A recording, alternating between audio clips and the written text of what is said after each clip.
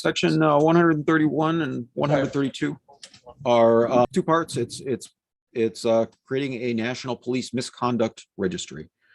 And so some background information on this. In 2020, Donald Trump issued an executive order starting the process of collecting information, requiring the Attorney General to create a database for tracking police terminations, criminal convictions, judgments against law enforcement officers for excessive use of force, and start compiling this information. According to a poll taken in June of 2020, 82% of Americans supported establishing a national police misconduct registry, including 79% of Republicans and 88% of Democrats.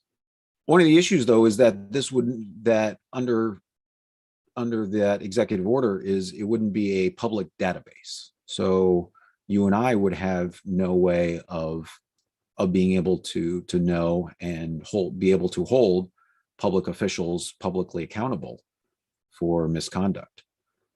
And so what Section 131 does is establish, along those same lines, a publicly available registry everyone would be able to access. There are some efforts to do this privately. Last May, the USC Safe Communities Institute announced a pilot rollout of the Law Enforcement Work Inquiry System Registry. You might that's what I forget what you call it, a backronym or whatever. So it spells out the Lewis Registry for Congressman John Lewis. And it's an attempt to use open sources to create a comprehensive national catalog of police officers been terminated or resigned due to misconduct. And again, this is all good. The more transparency and accountability we have for law enforcement, for our public servants, but we have the ability to address it on a national level by creating a formal registry. And I'm going to see if I can share my screen here and go into a little more of the details. General, later than May 25th of 2023, the Attorney General shall establish this misconduct registry. You'll probably recognize that date as the third anniversary of the death of George Floyd. And the contents of the registry include complaints against law enforcement officers, depending on even acknowledging whether or not they were credible or not, whether they ended up resulting in disciplinary action, if they're pending review, whether or not they involved the use of force, and making sure that there's a record of complaints for which they were exonerated, that they were determined to be unfounded and not sustained. It's important to try and show the whole truth and not just a record of complaints. The registry would also include discipline records, termination records of certification in accordance with the next 132, records of lawsuits, and instances where an officer resigns or retires while under active investigation. By bringing these things together to one federal registry, we make it publicly available to public to see, to be able to search for individual law enforcement officers, especially those involving a use of force.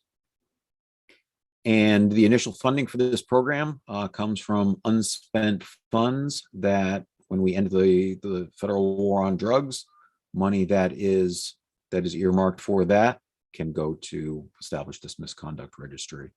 So that's once again, they use the same mechanism of withholding burn grant funds unless states submit their records for this registry. So I think that's pretty much it for this section. Next Chair, I think that concludes my testimony. And as always, I'm happy to answer any questions. Thank you. You may proceed. Thank you, Mixed Chair. Sorry, 132 is the certification requirements for hiring law enforcement officers. And this will require that states certify that screen sharing here again. That's probably the easiest. So the Attorney General will make rules for uniform reporting standards to certify that before police officers are hired, that they've completed the certification processes. And this ties back to the program the misconduct registry established in the previous section. And yeah, I think it's pretty straightforward and self-explanatory. Again, using the same model of threatening to withhold burn grant funds if states don't go along with this. And I guess to demonstrate, why this is important. It was in 2014, I believe, that the Cleveland police officer who shot and killed Tamir Rice. So a 12-year-old waving around a toy gun in a park. And the officer who shot and killed him had been let go from another department.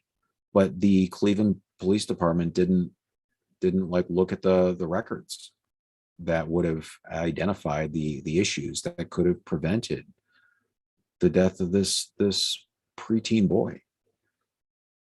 And so by establishing a formal registry, a national registry, by requiring the states to check with the registry before hiring law enforcement, we can help prevent other deaths and avoid incidents like the one that killed Tamir Rice.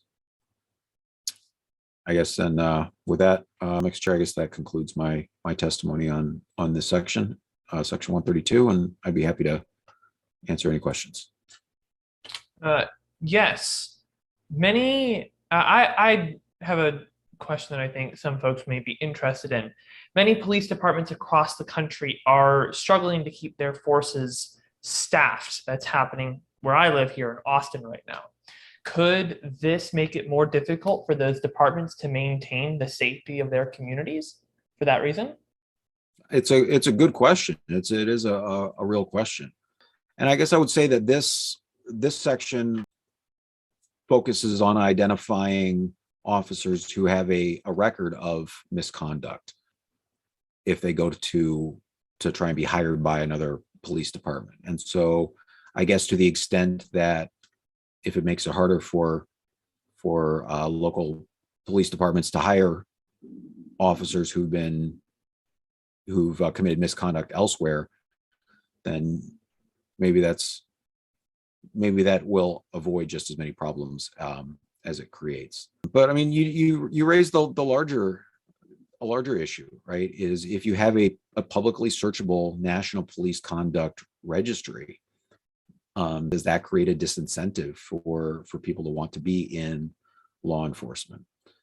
And I think this whole legislative package goes to a larger issue of trying to rebuild America and our police as establishing justice and reforming and rebuilding the reputations of police departments.